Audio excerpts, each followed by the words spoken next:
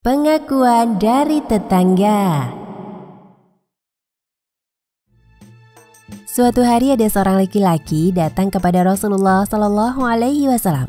Laki-laki tersebut bertanya kepada Rasulullah Shallallahu Alaihi Wasallam, "Wahai Rasulullah, tunjukkanlah kepadaku satu amal yang bila saya kerjakan, saya masuk surga." "Jadilah engkau orang baik." Laki-laki tersebut masih nampak bingung. Lalu ia bertanya kembali kepada Rasulullah Shallallahu Alaihi Wasallam, "Bagaimana saya tahu bahwa saya orang baik ya Rasulullah?" "Tanyakanlah kepada tetanggamu. Jika mereka berkata engkau baik, maka berarti engkau orang baik. Dan jika mereka berkata bahwa engkau tidak baik, berarti engkau tidak baik." Sebagaimana juga hadis yang diriwayatkan oleh Ahmad dari Ibnu Mas'ud radhiyallahu anhu, "Idza qala jiranuka qad ahsanta faqad ahsanta, wa idza qalu innaka qad asa'ta faqad asa'ta." Artinya, jika tetanggamu berkomentar, kamu orang baik, maka berarti engkau orang baik. Sementara jika mereka berkomentar engkau orang tidak baik, berarti kamu tidak baik. Yang dimaksud komentar tetangga di sini adalah komentar dari tetangga yang baik, adil, dan soleh. Namun jika tetangga yang tidak baik, tidak adil, dan tidak solih, maka penilaian dan pengakuannya tidak bisa dijamin kebenarannya. Tetangga adalah orang yang tinggal di sebelah rumah, berdekatan rumah, atau hidup bersebelahan rumah. Nah, Islam mengajarkan kepada umat manusia untuk berbuat baik kepada sesama, di antaranya dengan tetangga. Allah Subhanahu wa Ta'ala berpesan dalam surat An-Nisa ayat 36 yang artinya, "Sembahlah Allah dan janganlah kamu mempersekutukannya dengan suatu apapun, dan berbuat baiklah kepada kedua orang tua, karib kerabat, anak-anak yatim, orang-orang miskin, tetangga yang dekat, tetangga yang jauh, teman sejawat, ibnu sabil, dan hamba sahayamu. Sesungguhnya Allah tidak menyukai orang yang sombong dan membangga-banggakan diri." Maka dari itu, bersikap baik kepada tetangga adalah suatu hal yang diperintahkan. Beberapa etika dan adab pergaulan dengan tetangga antara lain: pertama, mencintai kebaikan tetangga sebagaimana menyukai kebaikan untuk diri sendiri. Jika tetangga mendapat kebaikan dan kebahagiaan, maka hendaknya kita juga ikut gembira serta menjauhi sifat iri dengki. Kedua, tidak menyakiti tetangga dengan perkataan dan perbuatan. Ketiga, berbuat baik terhadap tetangga, yakni menolongnya ketika ia meminta pertolongan, menjenguknya jika ia sakit, menghiburnya jika ia mendapat musibah, menyapanya, berbicara lemah lembut, menjaga perasaannya, dan lainnya. Keempat, menumbuhkan semangat berbagi dengan tetangga. Kita dianjurkan untuk berbagi terhadap tetangga, misalnya memberi makanan kepada tetangga. Demikian kisah yang melatar belakangi turunnya hadis tentang pengakuan tetangga.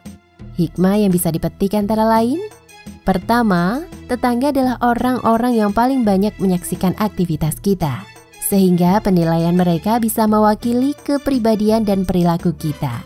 Maka hendaknya kita berbuat baik kepada tetangga. Kedua, berbuat baik kepada tetangga merupakan perbuatan terpuji di mata Allah Subhanahu wa Ta'ala dan memiliki pahala besar. Wallahu a'lam bishawab. Doa memohon perlindungan dari kejahatan makhluk Allah. Suatu hari ada seorang laki-laki datang menemui Rasulullah Shallallahu Alaihi Wasallam. Ia hendak mengadukan kejadian yang ia alami. "Ya Rasulullah, semalam saya tidak bisa tidur dengan tenang." "Ada apa gerangan?" Kemudian laki-laki tersebut menceritakan kepada Rasulullah bahwa sebelumnya secara tiba-tiba ia digigit oleh seekor kalajengking.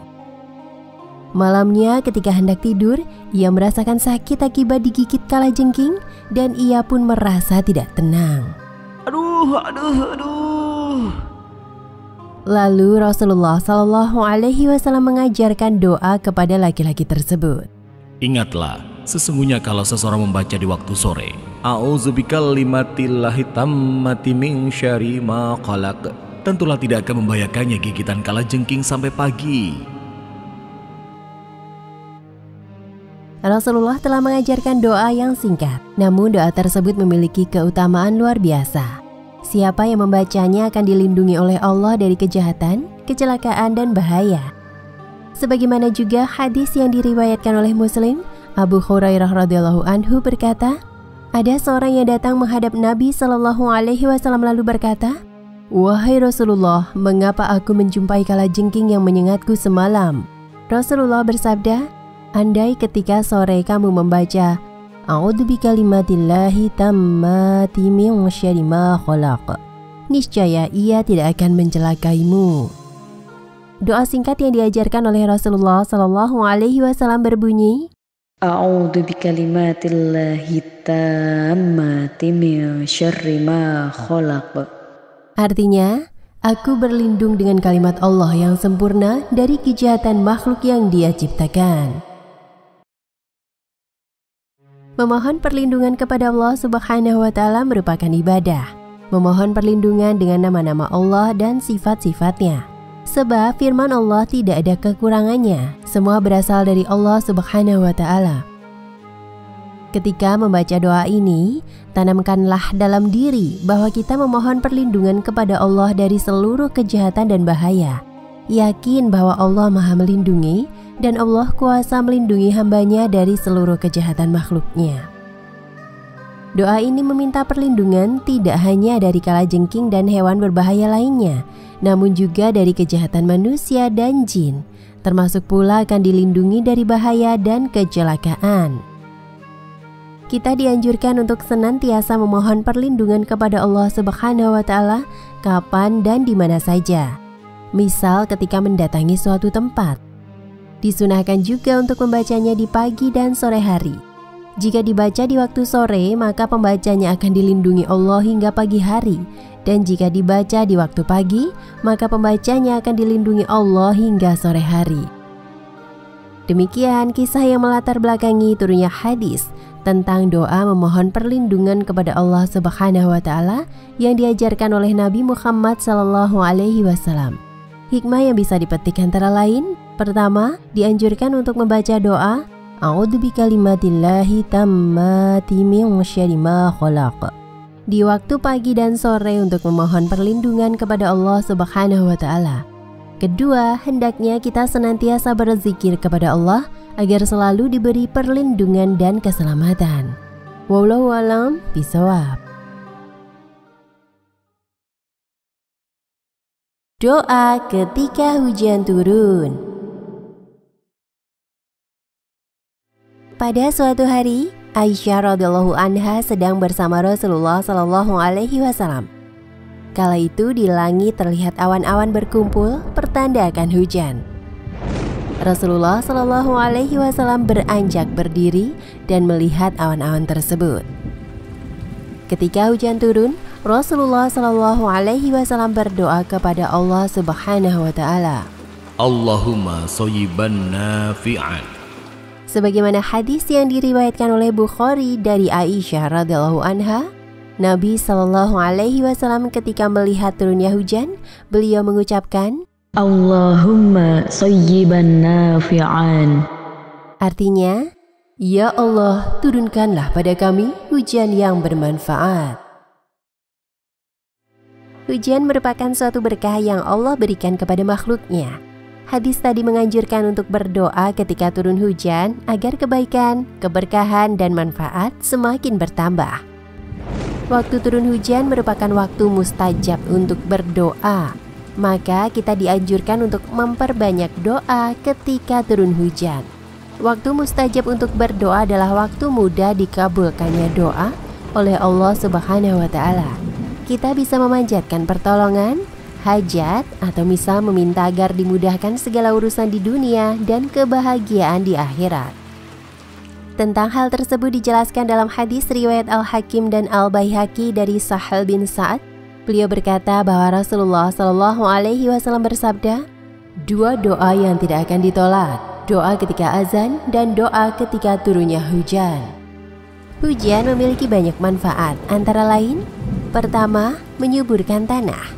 Air hujan menghidupkan tanah yang tandus, menghidupkan tanaman, kebun-kebun menjadi lebat, sehingga menghasilkan bahan pangan bagi manusia. Air diserap dengan baik oleh tumbuhan sehingga tumbuh subur dan berkembang. Air hujan juga bermanfaat bagi manusia dan hewan. Sebagaimana yang diungkapkan dalam Al-Quran surat Qaf ayat 9-11, yang artinya, dan kami turunkan dari langit air yang banyak manfaatnya, lalu kami tumbuhkan dengan air itu pohon-pohon dan biji-biji tanaman yang diketam, dan pohon kurma yang tinggi-tinggi yang mempunyai mayang yang bersusun-susun, untuk menjadi rejeki bagi hamba-hamba kami, dan kami hidupkan dengan air itu tanah yang mati, kering. Seperti itulah terjadinya kebangkitan. Kedua, kebutuhan hidup manusia. Air hujan yang turun akan meresap ke dalam tanah, bisa berubah menjadi air tanah, dan dimanfaatkan untuk kebutuhan manusia, seperti untuk sumur yang bisa diambil manfaatnya, untuk air minum, bersih diri, mencuci, dan lain sebagainya. Ketiga, sumber air pembangkit listrik. Danau yang menampung air hujan dapat dimanfaatkan dan diubah menjadi sumber energi listrik dengan peralatan teknologi yang canggih. Keempat, kelangsungan hidup hutan. Di hutan terdapat pohon-pohon dan hewan liar. Keduanya membutuhkan air yang cukup agar bisa bertahan hidup, dan air tersebut terdapat dari hujan. Pohon berperan penting bagi kehidupan manusia. Pohon menghasilkan udara bersih dan membantu menyerap air hujan, sehingga dapat mencegah banjir dan longsor. Maka dari itu, air hujan sangat penting untuk membuat hutan tetap lestari. Demikian kisah yang melatar belakangi turunnya hadis tentang doa ketika hujan turun. Hikmah yang bisa dipetik antara lain: pertama, ketika turun hujan dianjurkan untuk membaca doa Allahumma shayyiban nafi'an, agar hujan yang turun menambah manfaat dan keberkahan. Kedua, saat turun hujan adalah waktu mustajab untuk berdoa. Dianjurkan untuk memperbanyak doa. Wallahu a'lam bishawab.